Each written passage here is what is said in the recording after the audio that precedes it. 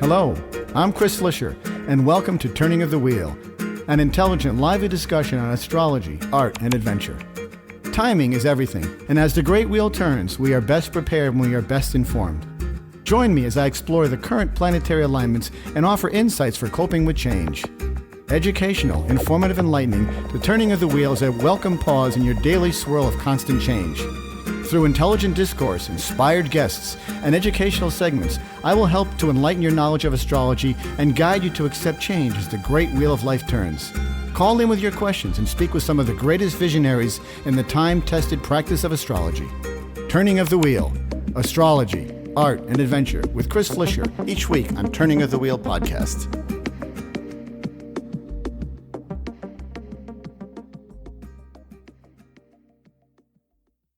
Hello and welcome to Turning of the Wheel. My name is Chris Flisher. As you know, this is a show about astrology, art, and spiritual adventure. And today we're going to enter into a new realm, a different realm, a sort of an angled realm about astrology. It has to do with food. This is a fascinating subject.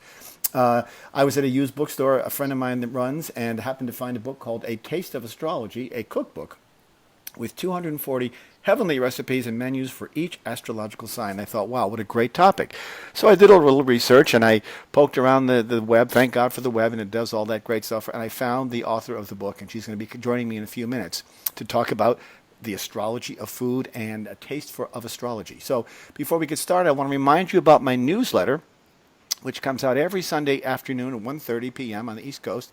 And in there you'll find an overview of the mundane motions of the planets for the week to come. And then I break it out into all the individual signs from there on, going down through the whole list. I always encourage you to read your sun sign and your rising sign. If you don't know your rising sign, it is based on the time of birth. And what you can do is go to my website, and there's a rising sign calculator on there, www.turningofthewheel.com. You'll find or chrisflisher.com. You'll find a web calculator there, rising sign calculator. What you do is you enter your birth date, your birthplace, and your birth time. If you don't know your time, contact your mother. I'm pretty sure she was there, and she'll probably know, or a relative. And oftentimes it's found on your birth certificate. Once you know that, that sets the rising sign. The rising sign is a critical point because it is how the whole chart is oriented, and it will show you where the activity is and where your ascendant is. And if you read your sun sign and your rising sign at the same time, then you've got a great combination of interesting ideas and you're going to get closer to the theme. That's what it really comes down to. You're going to come much closer to the theme of what you're talking about for the week to come. So it's really important in that regard. And that comes out every Sunday afternoon, as I mentioned, at 1:30. And, of course, my podcasts are on iTunes. They're on Facebook and Twitter. You can find me in all those places. And you'll have a great time understanding. And my archives are all posted up there on iTunes as well. And you can dig into them and see what there is for you. It's all about education and understanding astrology in a way that makes it accessible to all people. That's what I'd say. So, without further ado, let's get my guest on. As I said, I discovered this book. A friend of mine discovered this book called A Taste of Astrology, a cookbook. 240 recipes and menus for each astrological sign, and that really piqued my interest. And so I did some research and found out the author, whose name is Lucy Ash, and she's joining me today from England to discuss her book, A Taste of Astrology. Welcome to Turning of the Wheel, Lucy. Thank you, Chris. I'm really delighted to be here. So what brought you to this subject? Is it astrology or is it food? Or both? Combination, really. I've always been fascinated by astrology. Mm-hmm. And I got into it in my early 20s. But the catalyst for this book came out of a conversation with my mother, who was always entertaining and giving dinner parties and is still a great cook. We were chatting one day about why one of her dishes, I think it might have been a crown of lamb, had gone down really well with some of her guests, but not necessarily all of them. And in trying to figure this out, came up with the idea that it might relate to different people's star signs. So I began to observe family and friends, their likes and dislikes. And in doing that, I became quite convinced that there was a direct link to astrology. So that really led into me starting a book, and really it was a very, very long project. I worked on it over a course of 10 years, I'd say. Wow, fascinating. And what sort of, what were you using as your guiding principle? Was it based on the elements of the sign, or was it based on the characteristics of the sign? In other words, I could see a certain logic behind the idea of saying, all water signs must like fish, or perhaps they are just the opposite and liking things that are more earthbound. And, are earth signs more involved with, sort of earthy foods and stuff like that? Was that a defining sort of parameter or? It's a bit, well, obviously it's more complex, but Yeah, yeah, I'm sure. that's the gist. I mean, obviously, astrology is such an insightful system. It allows us to understand ourselves as well as lots of other people. And if we take the sun, as the most important planet in a person's chart, which is what I did, it makes sense that the different signs of the zodiac will approach food in different ways. And what I used were all the building blocks, I'll come back to that, but all the complexity of each sign that give it its characteristics to start building a pattern. And when you apply this to people's likes and dislikes of food, it really helps you understand what sort of cook or guest they might be, if they're sociable, not sociable. In fact, it all falls into place and becomes great fun. So, yes, what I was using were all the various, as I say, call them building blocks. If we take Aries as an example, it's ruled by Mars. That's the god of war. So I brought in the mythology as well as just the fact that Mars is the ruling planet and it has so many characteristics. Right. And it's a fire sign, so it gives that sign a fiery characteristic and a propensity to like fiery foods. They're drawn to that. And because it's a cardinal sign, it's outgoing. It's the first sign of the zodiac, so it's the beginning of spring.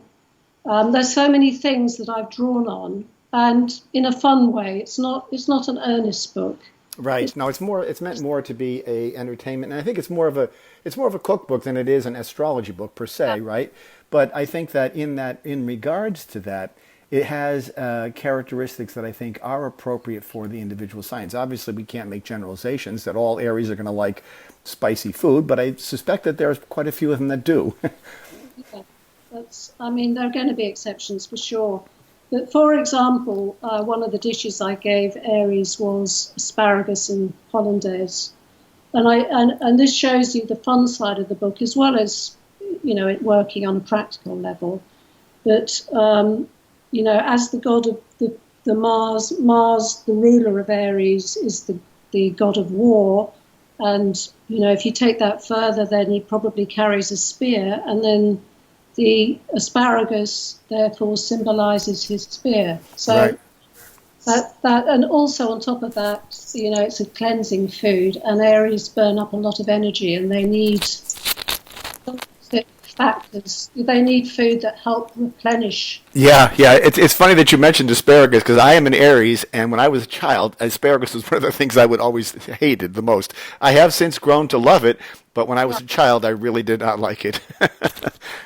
It's kind of funny that you went there. But I can see the symbology of the spear, and I do think that the idea, as I said, I love spicy food, always have, and I think that speaks very largely to the type of person I have. Did you only base your commercials on the idea, not your commercials, did you only base your ideas on sort of the basic sun sign, or did you sort of push it further?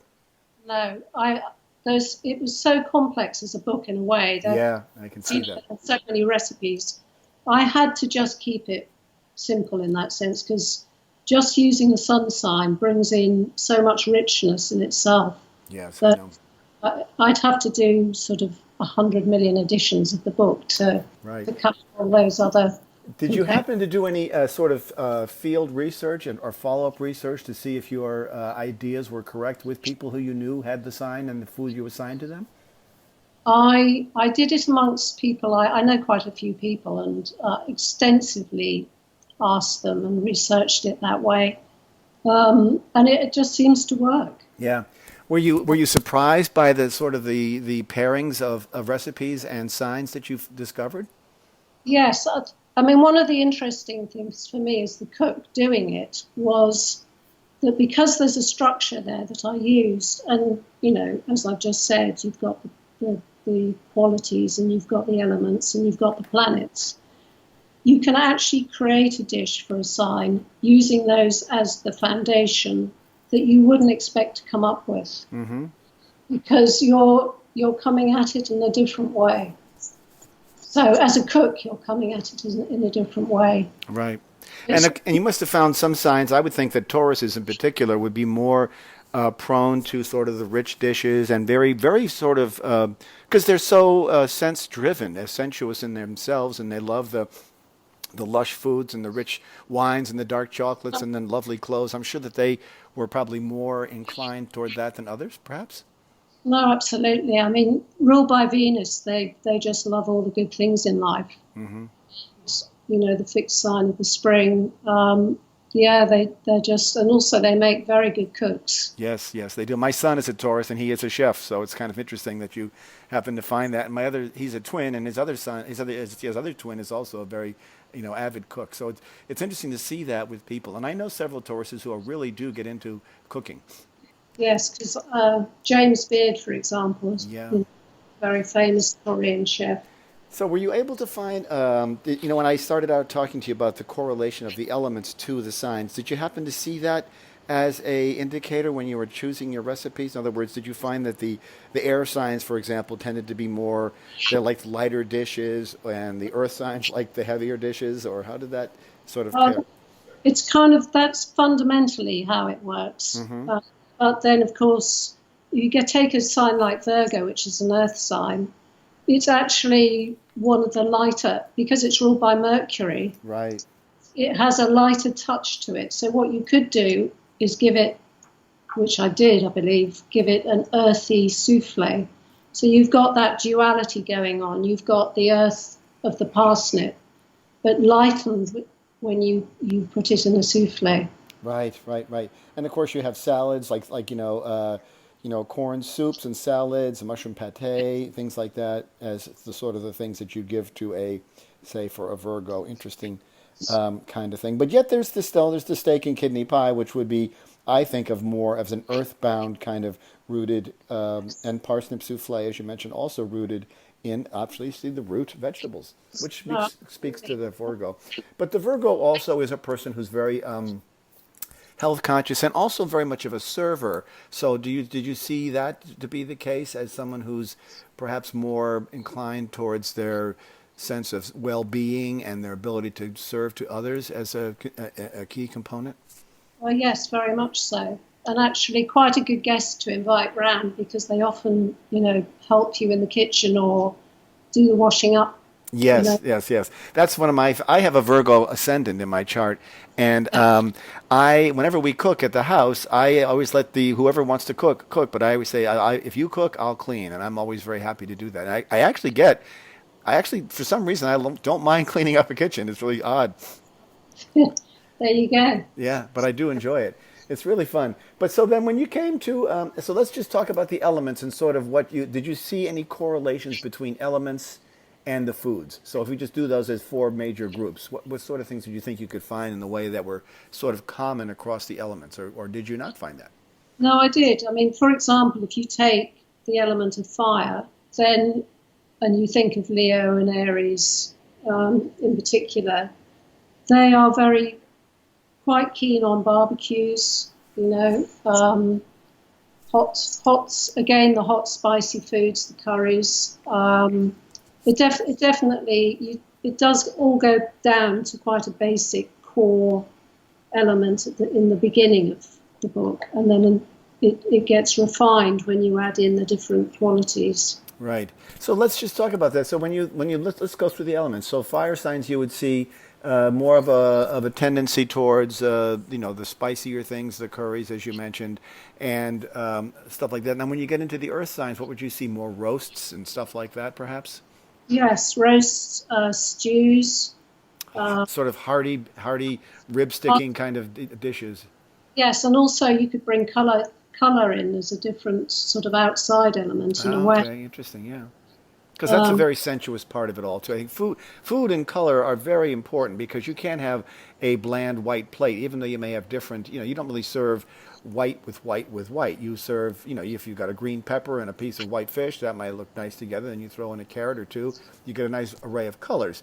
And color and presentation is very important when it comes to the presentation of food. So I think you'd see that perhaps more so with a Libra. A Libra might be more inclined towards the placement and the presentation of the plate as an air sign and the way things look.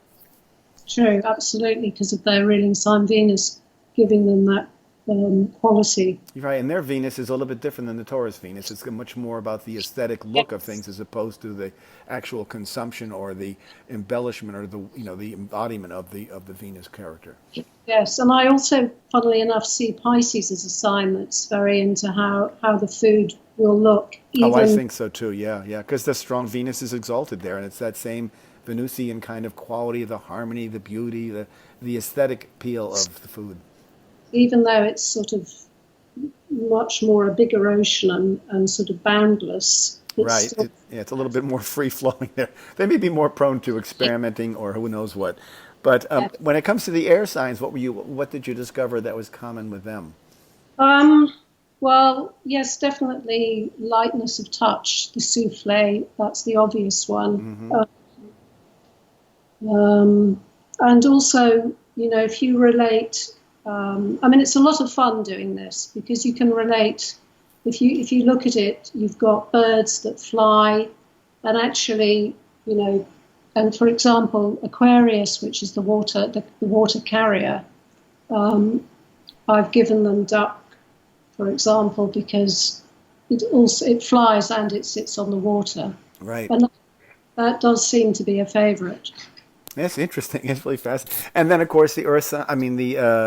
The water signs. You found what was most prevalent with them.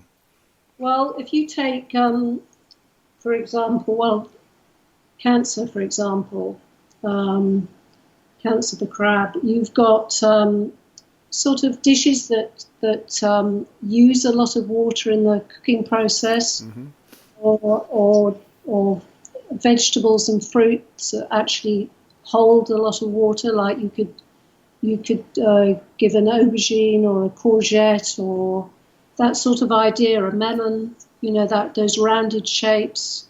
They seem to go down very well with water signs. Yeah, it's interesting. I was wondering, just if there was more of an attention towards seafood in the water signs. But it's quite complex because it is very complex because I think of the Cancer as the ideal nurturer, the mother, and I could see the Cancer mother making a nice stew for her children, and that would be the sort of thing that you might find there as well. So there really are these characteristics of the human being do come through. Yeah, it works. It really does. No, it's fascinating. Yeah, it does sound fascinating. Were you, as I mentioned, you were surprised in some cases by when you were doing your research. Now, what would you do your research based on? Would you ask 3 or 4 or 10 Virgos or 12 Geminis what they liked? At least that many. And then when I came to publish the book, obviously my publisher my editor was a Pisces. And in fact, when I sold the book to Knopf, I took a dummy book, which I'd chosen Pisces for, which just happened to be her sign. So I think I got a bit lucky there. Yeah. And did she resonate with the idea of the recipes? Did she recognize them as? Yes. No, absolutely. Yeah. And the thing is, what's nice about what you've done is you've created recipes, not only recipes, but also menu suggestions for sort of the idea. So if you're having a dinner party and you're making it based on the astrological signs, you look around and you try to figure out who everybody is. How do you arrive at a common area for everybody? Yes, that's the fun bit because they're definitely, as I've sort of said with for example, the Virgo souffle, which is both earth and air, that can cover quite a few signs. So you can have all the air signs enjoying it, but also the earth signs will too. Yeah. There are a lot of common denominators all the way through. You can have, the Cancer being a cardinal sign actually quite likes a few hot dishes. So there's a crossover to other fire signs, even though it's a water sign. Yeah, no, that is interesting. And of course, this, I mean, because it is so complicated, as you and I both know, astrology is incredibly complex and there's many facets that go into it. We can't really draw the line on all Geminis are going to like such and all Sagittarius will like this, but we can get, I think, in a realm of comfort that sort of speaks to them, even if it's more. Now, I would imagine the Sagittarians being the adventurers and the travelers, and sort of would like the exotic foods, for example. I think that they would be more prone to experimentation and the adventure side of what it means to eat. Spot on there, definitely. So they dream big, they aim high, they're very ambitious in the kitchen because they're ruled by Jupiter. So luckily they're quite a lucky sign. So when they aim high, they sometimes manage to pull it off. And And of course, there I would think you'd see a lot more of the desire to experiment with ethnic foods, perhaps desire to expand and broaden their view and their palates. I would think, right? definitely up for an adventure. Yeah. It's a fascinating idea. I have to say that. And then when you were designing the recipes, were these your own creations? Yes, I mean, I grew up with a very creative mother who, in fact, she used herself, she's Canadian, and she brought me up on Fanny Farmer, I have to say. Oh yeah, I know that very well. Yeah. I mean, some of the dishes are well-known favourites, but just done in my own way and tweaked according to the signs. And then there are inventions because, as I say, it was great fun working out what signs would like, and accommodating a recipe for them. Yeah, I'm curious as to your process. I mean, I'm wondering if you got, say you got a half a dozen Geminis in the room, or you had made contact with them. Were you already inclined to think of what they would like before you asked them, or was it what they suggested that made you see the correlation? In other words, what was your exchange process back and forth with the signs that allowed you to come to the conclusions you did? Well, I think initially I had an intellectual idea because I see quite clearly in my head what I thought would work. Yeah. And so I think it started, in fact, it's really hard to say because, of course, we all know people who are certain signs. Right.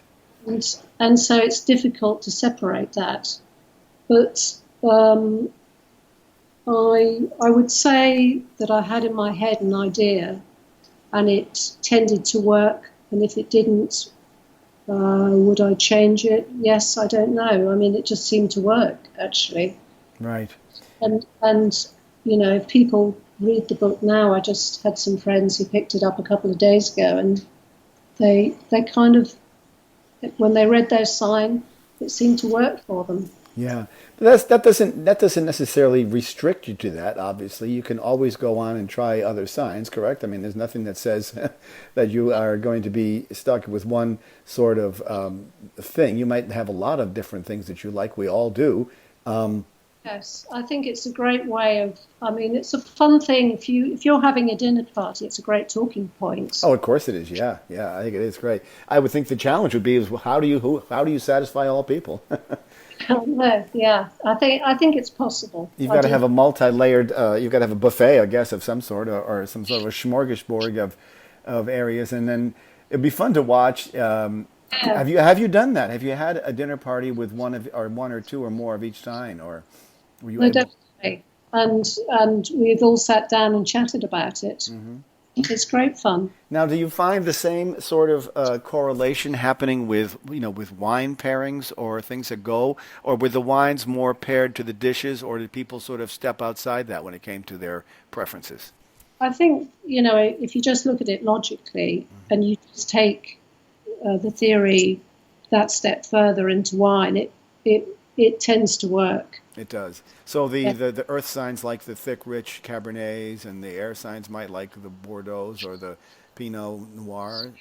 Or an Alsace, or Yeah, yes, yes, right. The lighter ones would go there for the air signs, and perhaps the heavier, richer ones might stay with the earth signs. yes. Although a Leo would probably like a nice bottle of champagne. Ah, interesting. Yeah, yeah. I love the deeper, darker red wines myself, and I'm an Aries. I have not got much earth in my chart, although my rising sign is earth, which I would say accounts for a lot. One of the things I'm fascinated with is the way that people evolve as they grow. And, that's based on the progressions of astrology and as well as the sort of the march of time. I'm a firm believer that we spend more, we sort of evolve over the course of our lives into very much like our rising sign, because that's sort of the mask that we wear externally. And as we embrace that uniform, for lack of a better word, quote unquote, we sort of become more like that. We become comfortable in our skin, so to speak. And I think the rising sign sort of represents the skin. And I can see it in myself. As I mentioned, I hated asparagus when I was a child, but now that I feel like I'm more Virgo-like as I've aged, I feel like I love asparagus now.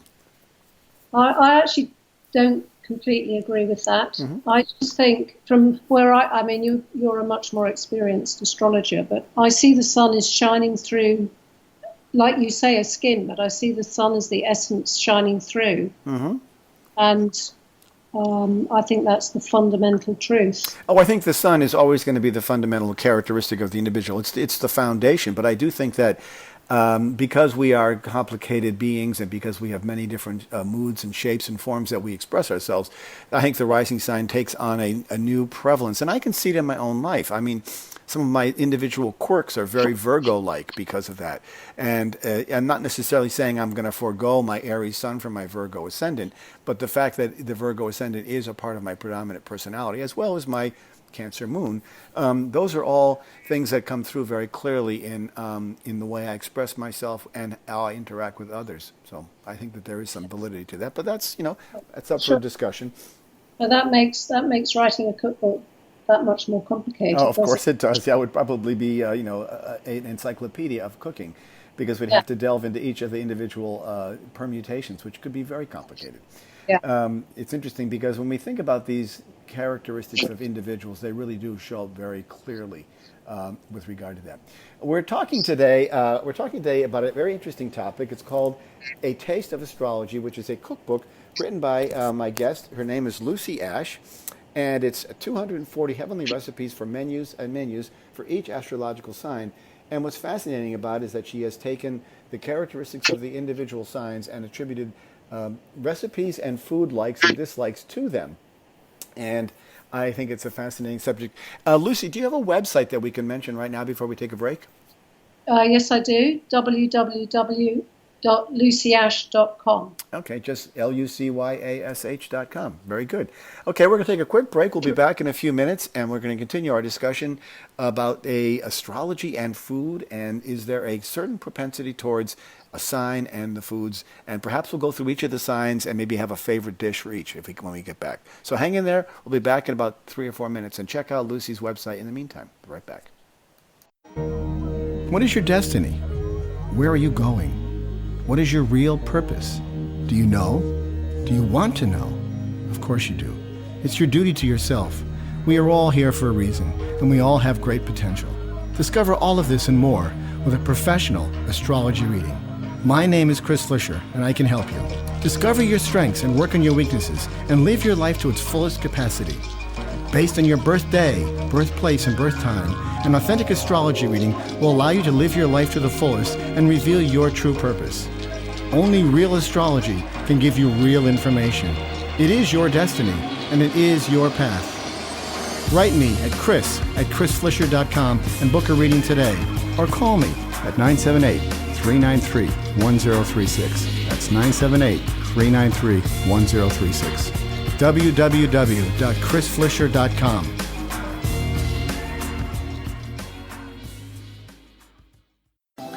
Astrology is the science of spirit, and it can serve as an invaluable aid in making the difficult choices in life and seeking truth in all the directions we choose.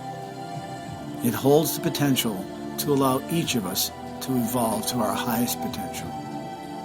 It is the logic of the universe, the code of existence, and the pathway to true wisdom.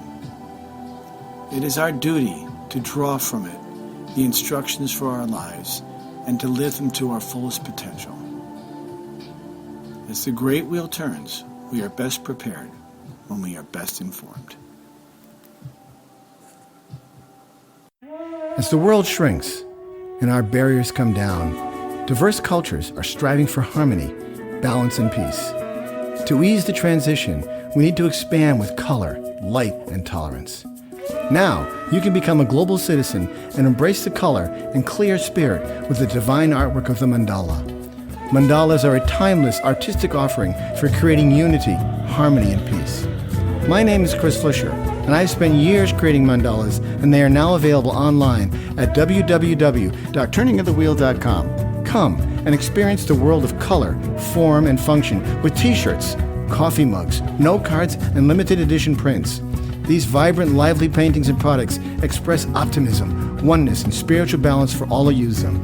www.turningofthewheel.com. That's www.turningofthewheel.com. And enter a world of possibility and color.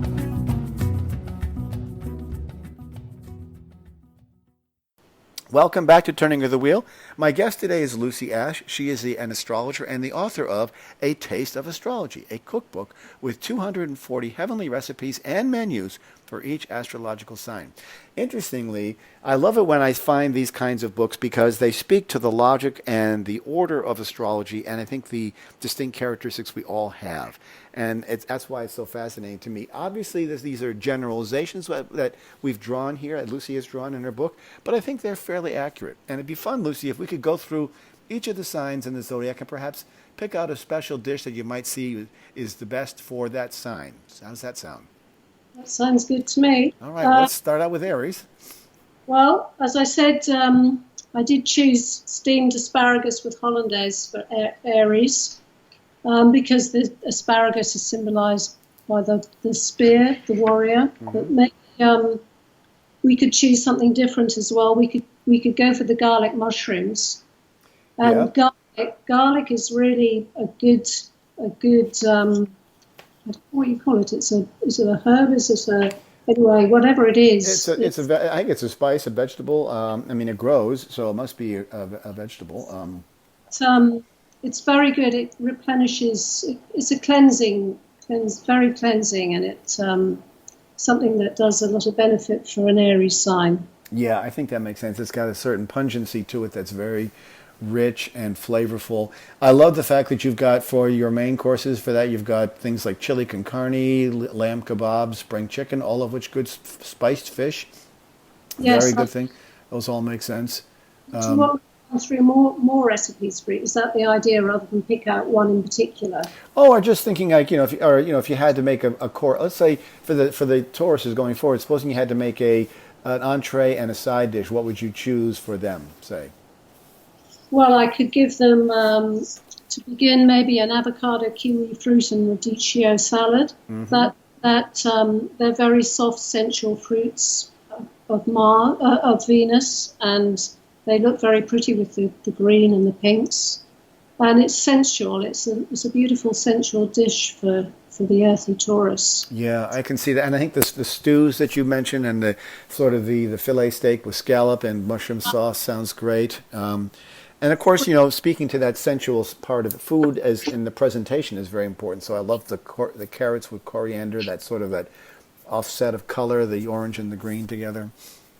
Yes, and maybe for their dessert, a apple brulee. Yeah. Interesting. I have not shown this book to my son yet. I've got to get a hold of him and show him, see what he thinks of it as a chef, and see if he rings a bell for him, because he knows his food. And so it'd be interesting to see what he has to say. I will make a point of that and get back to you. Let's move on to Gemini. What do you see as a sort of a first and a main course for a Gemini or a sign? Well, we could choose a black and white salad for Gemini. Mm-hmm. It's a dual sign of the zodiac, and it's symbolized by the twin pillars, Castor and Pollux. Right, yeah. And so the black and white is, it's one black pillar and one white pillar. But that would be a good starter, I think. That sort of speaks to the duality of the sign. Yeah, I like that very much. And then for a main course, what would you go for the Gemini? Well, I'd perhaps choose a sweet and sour fish. Oh, yeah. Interesting. So the duality again, and fish is attributed to Mercury, their ruling planet, because of the sort of its speed and the changing colour, it really fits right in there. And it's good for the brain food. So Yeah, and Geminis are very active in their heads. As we know, they are very, very talkative and communicative and love to get their ideas out there. When we look, yeah, it's fun to listen to that. When we look at, we move on to the sign of Cancer. What do we see in the way of ideas for them, recipes, or early first courses, main courses for them? well, we see a fun outgoing sign that is a water sign. So probably we could go for a soup to begin with. I think that makes sense, yeah, because that represents a sort of mother, maternal, nurturing kind of quality. And chicken soup with vermicelli I've got. Yeah. Yeah. And then maybe, the sort of classic main course. I mean, they like messy foods. So maybe a roast crab with ginger for the main course. Huh, interesting. Yeah, that kind of makes sense. I can see that. Or maybe a pancake dish that conceals something inside it, which appeals to the mysterious. Yeah. It is interesting. Now we're moving on into Leo, and we know Leo is the big, bold, brave person that sort of steps into the room everybody turns to look at. What do you see for them? How do you satisfy an appetite like that?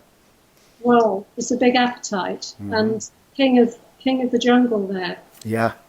I would say we'd have to start with a caviar pie. Right. Interesting. That's the only thing that's going to be good enough for them. And Yeah. They set a very high standard, don't they? Yeah, kind of reflects the sun that rules them. It's a big round yellow pie which is made from eggs, chopped eggs with onions, and then layered on top with either caviar, depending how rich you're feeling, or monkfish. Yeah, very rich kind of a dish. Speaks to the sort of the king. Yes. And then following that same symbolism, maybe crown of lamb for their main course. Yeah, I could see that. That makes perfect sense. Being the king, of course. Absolutely. And then perhaps a raspberry meringue pyramid for their dessert. Yeah, that makes sense. Perfectly good sense. Yeah. It's fun I'm getting my mouth is beginning to water talking about all this stuff. What do we think of when we get into the realm of Virgo, the servant? This is the one who's good in the kitchen cleaning up. Yes, well, as we say, they'll arrive on time because they've got, they're very time aware and they've got very high standards. Yep. So, and it's ruled by, it's the earth goddess. It's sort of very much of the earth. It's I probably might start with a semolina gnocchi, which it's milled from wheat, and it would reflect the sort of earth mother who rules cereal. Right, I could see that. Yeah. So I'd go for that, and then maybe a lemon sole with cucumber. Again, it's the mercurial influence here. So which shows you the crossover, that you could have an earth sign and an air sign together. Gemini and Virgo would both enjoy this. I think that makes perfect sense. Absolutely, yeah, for sure. Yeah. And then maybe the dessert could be floating islands, because there's something a little bit about Virgos are very self-contained. There's a little bit of an island about them. I don't know if you've got Virgo rising, Chris, what you feel about that. When you say island, you mean sort of insulated or solitary? Self-contained in a way. Oh, self-contained, yeah. Well, they tend to be, they can be very critical, as we know, very detail-oriented. So there's a certain reservation, perhaps is the right word. Yeah. It's a certain conservative, and I don't mean politically, but I just mean sort of a conservative demeanor that seems orderly and reserved in that regard. Absolutely. Yeah. Interesting. I mean, these things are all fascinating characteristics, I think. When we move on into Libra, what do you see? We've got the sign of the balance, ruled by Venus. Yes, I see definitely a lover of beautiful things, and, as you say, ruled by Venus.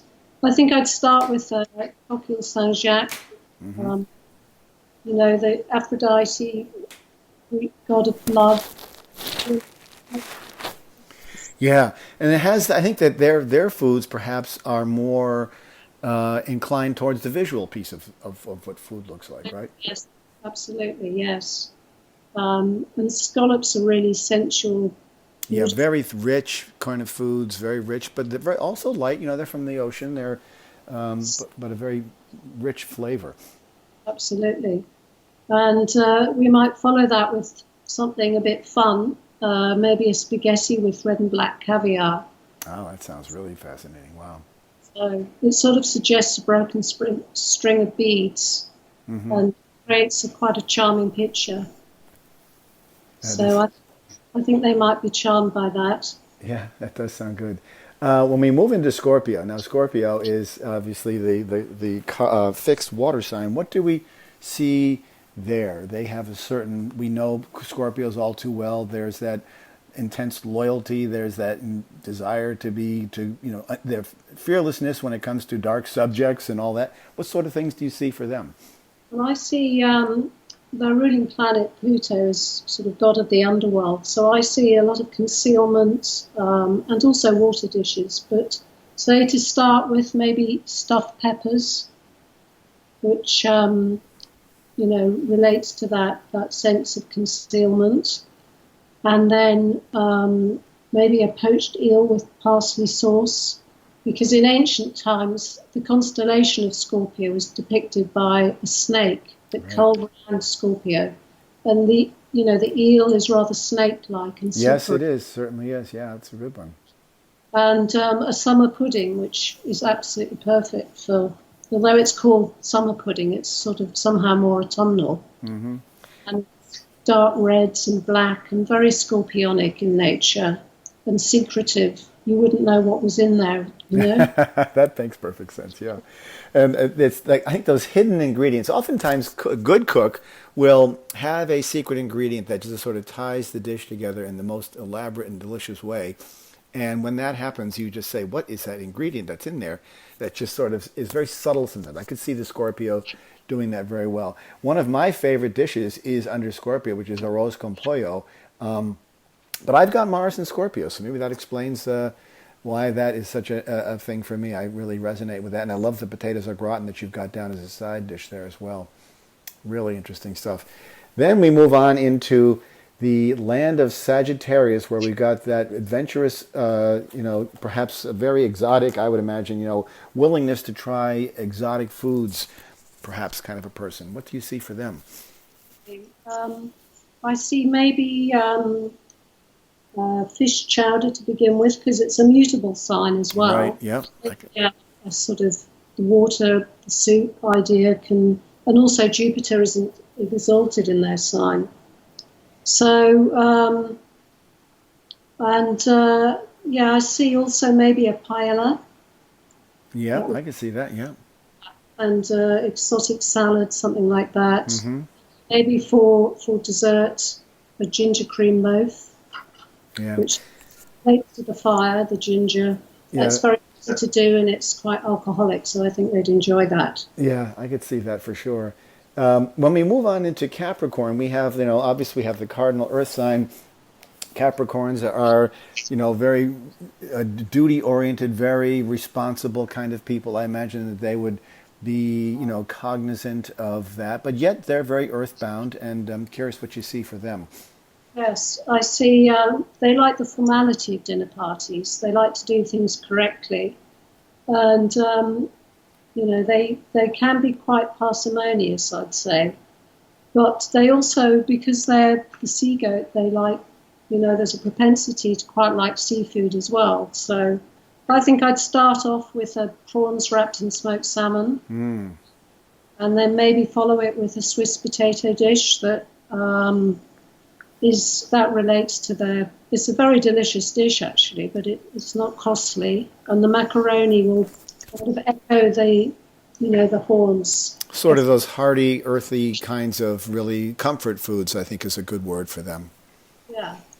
And then maybe for dessert, not that they're going to want it out of season necessarily, but a plum pudding, which is very traditional with, You can set it on fire and Yeah. That's a good one for them. I could see that. There's something regal about a Capricorn. I think there's a certain nobility that goes there, and I just think that fits in very well with that sort of, stability, very stable, sort of stoic in some ways, and the plum pudding sort of brings that out as a very, grounded kind of dish. When we move on into Aquarius, this is going to be interesting because Aquarius, of course, is the fixed air sign, and I see them as sort of the ambassador for the world, the great humanitarian. What kind of foods do you see for them? Well, probably unusual foods. I mean, they're quite eccentric and they're dreamers as well. They're very individual. And I think they quite like novelty dishes, which they might share that idea with Gemini. So, well, I'd give them angels on horseback, maybe, prunes wrapped in bacon, and recall the flight of Ganymede, the beautiful boy who Zeus abducted. All right, yeah. It's his cupbearer that represents Aquarius. And then maybe a duck dish, as I say, it's both relates to the air side of them and also the fact that they're a water carrier. Yeah, that sort of fits. That covers both ends of the spectrum there. It's quite neat. And maybe for pudding, as a bit of fun, Queen Anne's pudding, because our Queen Anne was an Aquarian and she was very greedy. Mm-hmm. So she loved food. I'm curious, what is angels on horseback? I have not heard of that before. That is prunes wrapped in bacon. Oh, I see. Okay, I got you. Okay, that's what you mentioned. Yeah, okay, right. Interesting. Wow, fascinating subject. And then we come around to the very end. We have Pisces. What do we see with Pisces? Because they're a mutable water sign, so I can imagine them, I would think, sort of lighter foods, but I'm curious what you think. I don't see so much light. Well, there's a touch of lightness, but they are the sort of magicians in the kitchen. They can be very brilliant. A lot of experimentation, a lot of taking chances, perhaps. Sort of very boundless possibilities, and emotional and artistic sign. Yeah. They work very intuitively and, like you say, decorative dishes. So I'd probably give them maybe figs wrapped in smoked salmon as a starter, which also would relate to the fact, the duality of the two fishes, sweet and savory taste. Yeah, very good together. Yeah, that's sort of that dichotomy of flavors there. The juxtaposition of the sweet and the sour or the salty. And then maybe for a main dish, some cream noodles with liver and soy sauce. Mm-hmm. Noodles are sort of slippery dish that relate to the fishiness. Yes, I can see that, yeah. And actually, that dish has got leeks in it, and in the same way the leeks relate to that. Mm-hmm. And maybe a lime souffle for their dessert. Mm-hmm. It's a subtle sign, and that's a very subtle dessert. And the lightness would suggest their receptiveness to higher things. Or there's a pudding called Highland Fling, which is really quick and easy to do, which is quite intoxicating. I think that would be a good one for them. So it'd be interesting to, this is a great starter topic for a dinner party, to have a dinner party based on the astrological signs. Not only would it be fascinating to watch the way the conversations unfolded around the table, but also to see who was drawn to what foods and how it was supported by that. It's something I've always wanted to do. I've never gotten around to it, and perhaps this will be the inspiration to get that happening. But to gather these signs and to see the way they interact based just on that one simple premise, just based on the sun sign, rather than going and getting complicated with the moons and the rising signs and everything else that goes with it. Just this as a sort of as a foundational for the party or the discussion would be interesting to see how it all played out. I'd be very interested to hear your feedback on this, Chris. Yeah. Yeah. I'll have to do it's going to be difficult to have to throw a dinner party and have good wine and food, I know, but I'll manage.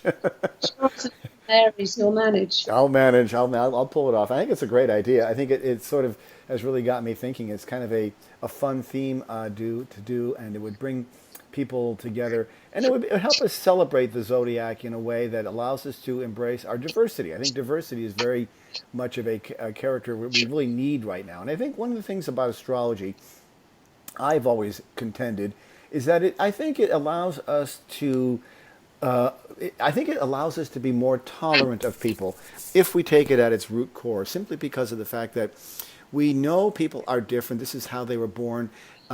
We can't, change things about ourselves because this is who we are. These are our personalities, and I think that if you can approach someone with that understanding that this is how they are, it gives us room for acceptance and tolerance, and perhaps more forgiveness, and celebrating our diversities rather than trying to divide and conquer. Absolutely, embrace the differences. Embrace the differences, yeah. It's much richer if you can do that. Mm-hmm. Now it's interesting because a lot of the dishes that you mentioned going through the array of the astrological signs obviously appeal to all of us. There's nothing that says that because you're a Gemini you've got to eat a certain kind of food.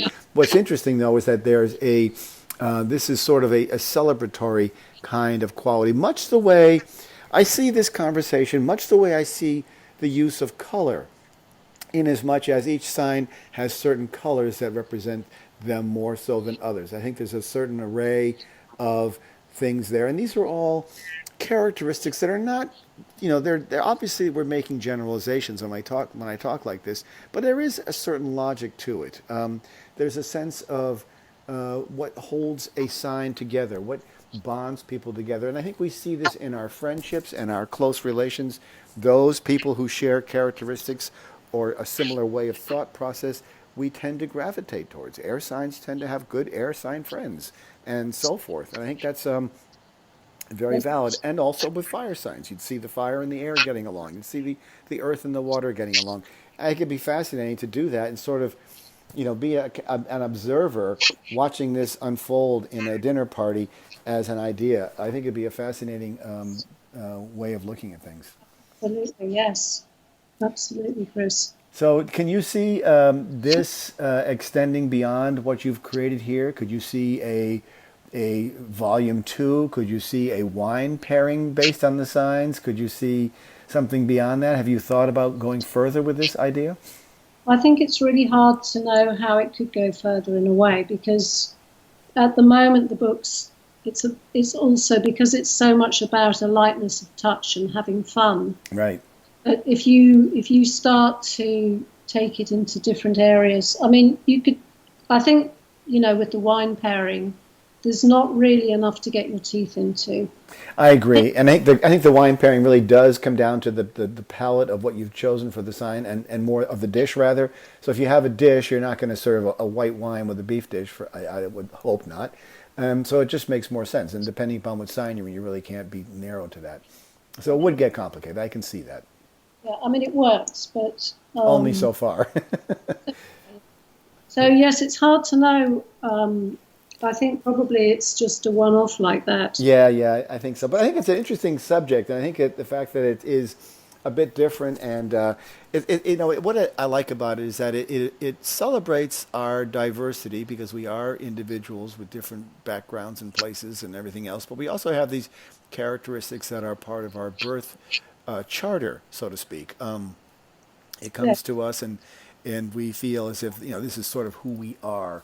And when you bring the topic of food in, food is something that we all need and love, and this is a very much of a sort of a celebration of some sort, a bit tongue-in-cheek, but nonetheless still, valid in that regard, that the signs do have certain characteristics. Obviously, we are made up of many different characteristics, which is what makes astrology even more fascinating. It's the various aspects and the combinations and the permutations that we can arrive at that make us who we are. And there may be some days when we feel like an Aries. There may be some days when you feel like a Scorpio. There may be some days when you feel like a Cancer, because you've got placements in your chart that are represented by that, or they're being aspected. And it may be that some days you're just more that way. I think that's part of the, also underscores sort of the logic of the whole process as well. So I think it's fascinating in that regard. Do you find yourself turning to your cookbook to draw on recipes? Do you find yourself, as your sign, going more towards one particular kind of dish? I use my book a lot, I have to confess, and actually there's so many recipes in it. When I wrote the book, I cooked each recipe at least 3 times. Oh, wow, interesting. Because it is such a responsibility putting something like this out there. I mean, people are going to spend their hard-earned cash. At least they should know that the recipe is going to work. Right. And also, it took me sometimes 3 times to get something right. Yes. Not a bad research job, though.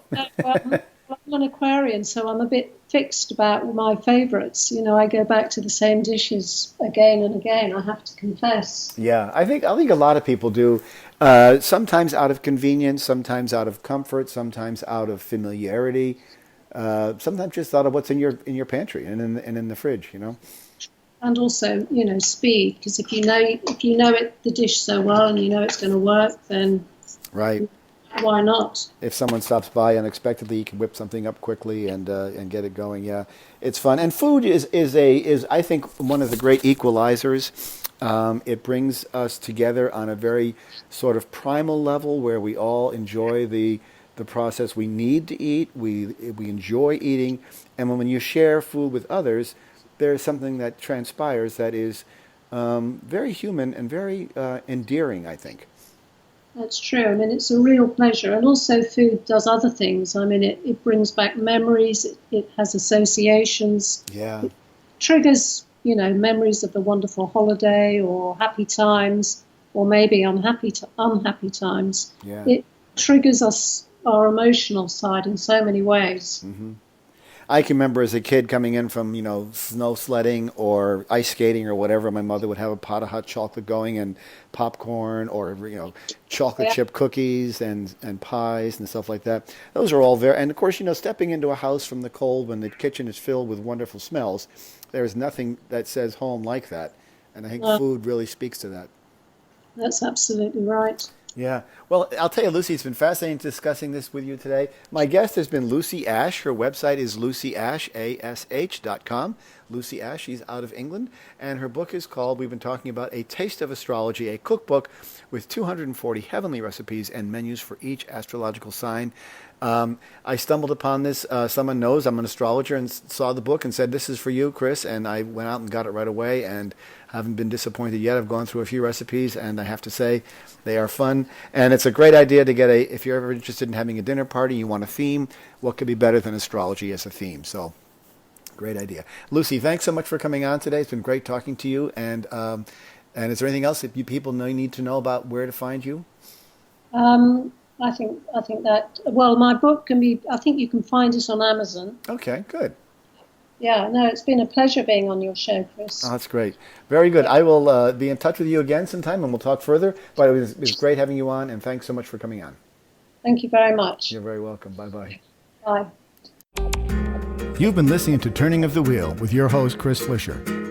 To schedule a reading with me or to order artwork, you may visit my website at www.turningofthewheel.com. That's www.turningofthewheel.com. Or you can call me at 978-393-1036. Thank you.